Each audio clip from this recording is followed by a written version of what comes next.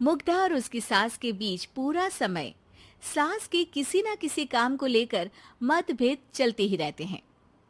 बहू, ओ बहू, जरा चाय बना दे। मुग्धा चाय लेकर आती है। ये लीजिए, और कुछ चाहिए? अरे नहीं, बस चाय पीने का मन था। जाओ, तुम दूसरा काम करो। चाय पीने के थोड़ी देर बाद सास दोबारा मुग्धा को आवाज लगाती है। अरे बहू रे, आओ बहू, जरा हलवा तो बना दे, मीठा खाने को मन हो रहा है।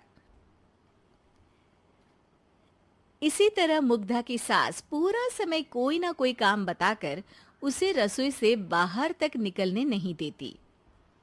कभी चाय, कभी हलवा, कभी पानी तो कभी दूध, हर समय खाने को चाहिए। और उसके लिए अपने हाथ पैर बिल्कुल नहीं हिलाने। परेशान किया हुआ है इन्होंने।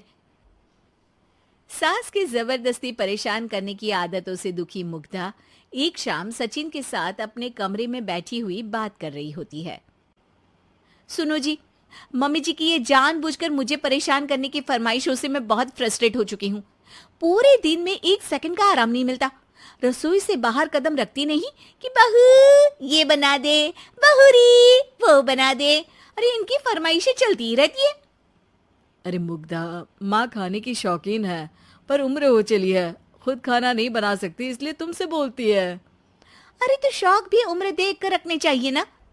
समझ में नहीं आता, हर समय फेविकॉल का जोड़ लगाए सोफे से चिपके बैठी रहती है। इतना सब डाइजेस्ट कैसे हो जाता है उन्हें? अरे तुम मेरी माँ से इतनी नफरत कैसे कर सकती हो? मैं उनसे नफरत नहीं करती जी, बस परेशान हूँ। जहां मुग्धा अपने पति से ये सब बोल रही होती है, वहीं उसकी सास भी कमरे के बाहर दरवाजे से कान लगाए सारी बातें सुन रही होती है और अगली दोपहर रसोई में मुग्धा के पास जाती है। बहू, आज ना मेरा कुछ मसालेदार खाने का मन है। तो चाय बना दूं? मुझे बहुत पसंद है। अरे ना, ऐसा कर लिट्टी चोखा बना ले। और हाँ, जितना मसाला बातों में मिलाकर पति को सुनाती हो ना, सब्जी में भी वैसे ही डाला करो, खाना स्वादिष्ट बनेगा। सास की बात सुनकर मुग्धा हैरान रह जाती है। मतलब अब पूरा समय मुझ पर हुक्म चलाने के साथ बंद कमरे में हुई पति पत्नी की बीच की बातें भी सुनती है? अरे बात जब मेरी थी तो सुनने में क्या दिक्कत है? ये कहकर सास वहां से चली जाती है। अरे अब तो हद पार हो गई। इस तरह से तो ये मेरा जीना मुश्किल कर देंगी। मुग्धा सास की हरकतों से परेशान उसका हल सोचने लगती है और इसी तरह कुछ दिन बीत जाते हैं, जिसमें सास का जन्मदिन आता है। मुग्धा बहुत खुशी के साथ अपनी सास को एंड्रॉइड मोबाइल गिफ्ट करती है। मम्मी, आपको सबसे बात करने के लिए बहुत दिक्कत होती है ना? कभी सचिन तो कभी मुझे बोलना पड़ता है, पर इस मोबाइल से आपको कोई दिक्कत नहीं होगी। एक जगह बैठे बैठे बहुत कुछ कर सकती हैं अब आप। मोबाइल देख सासू माँ खुश हो जाती है, पर उसे इस्तेमाल करना तो आता नहीं, इसलिए साइड में रख देती है। जिसे देख मुग्धा घर का सारा काम छोड़ मोबाइल सेट कर सास को इस्तेमाल करना सिखाने लगती है, जिसके बाद अब सास पूरा समय मोबाइल में ही लगी रहती है। हाय, जब से मम्मी को मोबाइल मिला है मेरी लाइफ में कितनी शांति आई है। अच्छा है, इसी तरह बिजी रहे तो मैं भी सुकून की जिंदगी जी पाऊंगी। अब मुग्धा जब मन करे काम करना, जैसा चाहे वैसा खाना बनाकर खाना, पूरा समय रिलैक्स और खुश रहने लगती है। क्या बात है, आजकल तुम बहुत चहक रही हो। अरे मम्मी जी से छुटकारा जो मिला है, अब ना फरमाइशें ना छुप छुप कर बातें सुनना। अच्छा, तो मोबाइल गिफ्ट करने की ये स्कीम थी।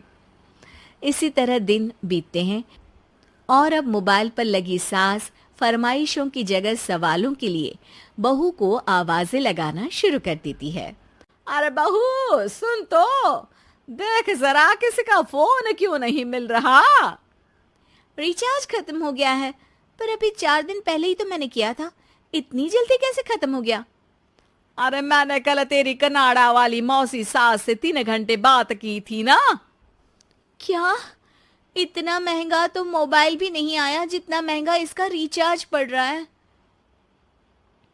इसके बाद तो जैसे मुग्धा के दिन के 24 घंटे में से 20 घंटे सास के पास उनके मोबाइल रिलेटेड प्रॉब्लम सॉल्व करने की ड्यूटी ही बन जाती है।